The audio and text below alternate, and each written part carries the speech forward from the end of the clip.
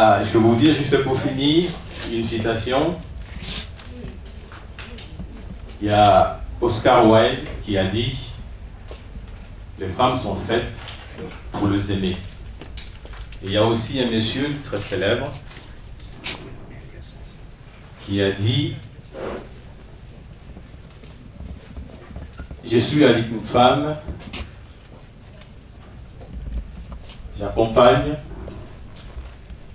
une femme et je suis le monsieur qui accompagne une femme. »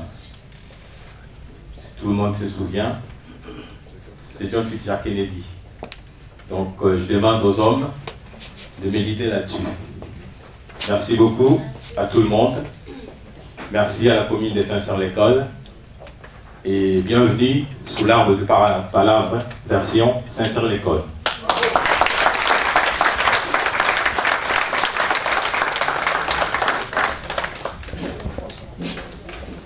Je disais que je relève notre président de l'association, de Saint-Cyr, pour continuer à entrer dans l'étape proprement dite du colloque. Le colloque est intitulé « Les non-dits sur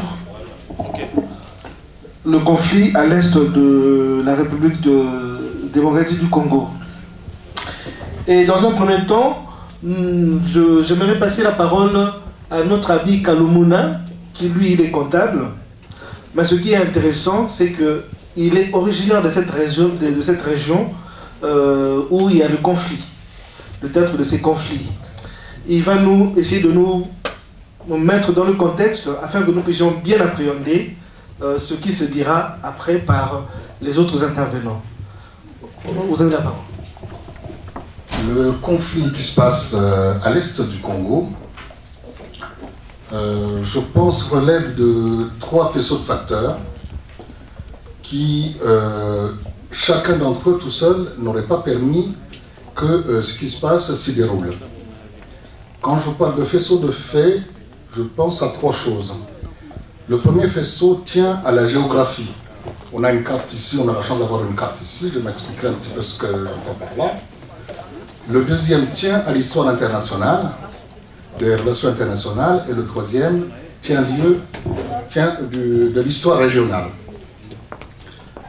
D'abord, je commencerai par la géographie. Quand je parle de géographie, je parle à la fois territoire, peuplement et ressources. Le territoire, il faut savoir que le Kivu, sur cette carte-là, donc la démocratie du Congo, vous avez comme le Kivu, c'est ce qui est en jaune là et en violet.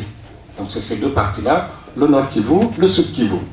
Le Rwanda, pour que les gens aient bien les choses en tête, parce que sinon on ne comprendrait pas, le Rwanda, c'est cette petite partie-là, par rapport à tout le Congo, déjà d'une part, et par rapport au Kivu, donc il y a un paradoxe qui tient à la taille des 2 parties.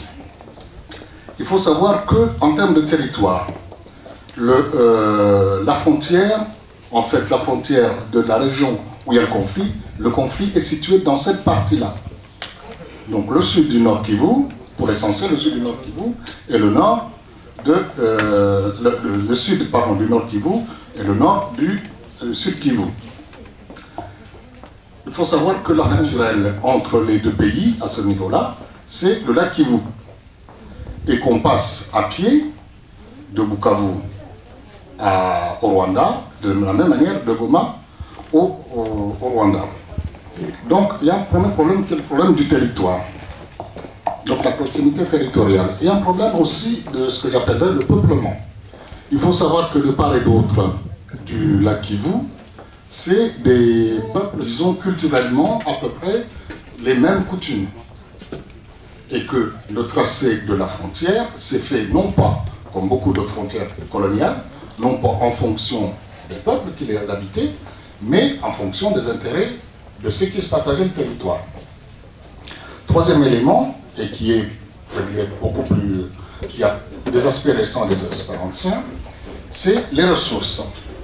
Il faut savoir que dans cette région, on a une densité de population très élevée. Au Rwanda, on va jusqu'à 230 habitants au kilomètre carré. Et c'est valable des deux côtés du lac Kivu. Donc, il y a ce premier problème, donc le problème de la terre, qui est un problème réel. Il y a des éléments plus récents qui sont les minerais qu'on a découverts. Tout le monde sait, je pense, que le coltan n'existe quasiment que dans cette région-là. Donc, se trouvent réunis sur ce petit territoire, si je peux dire, des éléments qui peuvent expliquer le recours à la guerre pour accéder à certaines ressources. Nous verrons que cet élément tout seul, ces éléments-là ont toujours existé, mais il n'y a pas toujours eu la guerre dans cette région. Donc, il y a d'autres éléments qui ont dû intervenir pour qu'on en arrive là. C'est pour ça que je parle du deuxième faisceau de facteurs qui tient à l'histoire des relations internationales. Il faut savoir que le Congo, et puis le Zaïre de Mobutu dans le cas d'espèce, dans la période de la guerre froide, le Congo, donc le Zaïre dans la suite, était un peu le gendarme régional et avait dans son hinterland, donc dans les pays qu'il contrôlait plus ou moins, il y avait le Rwanda, le Burundi, donc l'armée congolaise faisait la pluie et le beau temps, si je peux dire, au Congo, au Rwanda et au Burundi. C'est quelque chose qu'il faut garder en tête quand on voit la situation d'aujourd'hui. Il faut savoir aussi que le Congo a été utilisé comme, pour contenir la poussée communiste, entre guillemets, de l'Angola. Donc, la guerre froide, avec la chute du mur de Berlin, se termine. Donc, le Congo n'a plus la même importance aux yeux des puissances internationales. Ce qui peut lui arriver devient, disons, moins intéressant. À titre de rappel, je rappellerai quand même que entre 1960 et, disons, 1980, il y a eu plusieurs situations délicates en termes de guerre au Congo.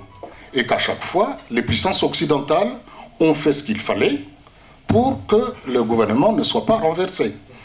Puisqu'on est en France, je citerai simplement la Légion qui a sauté sur Colosie. Tout le monde doit s'en souvenir. Pour les Belges, on peut se rappeler aussi que la Belgique n'a pas hésité à envoyer les parachutistes belges en 1964 à Kisangani.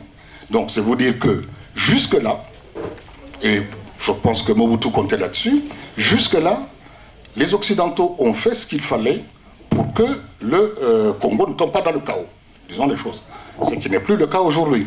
Donc ça, c'est un deuxième élément, mais je pense qu'à lui tout seul, le fait que le pays n'ait plus la même importance stratégique qu'avant, n'aurait pas suffi non plus à ce que ça se déclenche.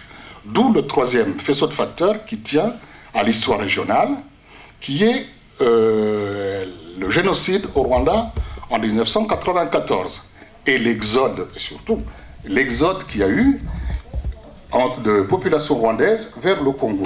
Il faut savoir, pour avoir quand même une échelle de ce qui s'est passé, c'est qu'en l'espace de 48 heures, il y a eu 1 600 000 personnes qui ont passé la frontière terrestre. C'est pour ça que je parlais d'importance de la géographie, parce qu'ils n'avaient pas de fleuve à traverser, on traversait à pied. Donc au nord, vers Goma, entre Goma et Kseni, et au sud, entre Bukavu et Tchangoubou. Les gens ont traversé 1 600 000. Il faut bien se rendre compte de ce que ça veut dire. Du jour au lendemain, la province du Kivu a reçu 1 600 000 personnes en plus. Vous imaginez les conséquences. En plus, ces gens-là, au lieu que l'ONU les mette loin de la frontière du Rwanda, les a mis les camps de réfugiés ont été mis le long du lac. Ce qui a servi de prétexte ensuite pour le déclenchement de la guerre. Donc il faut voir tous ces facteurs qui ont été réunis. Tous ces facteurs réunis en même temps ont servi au déclenchement de la guerre.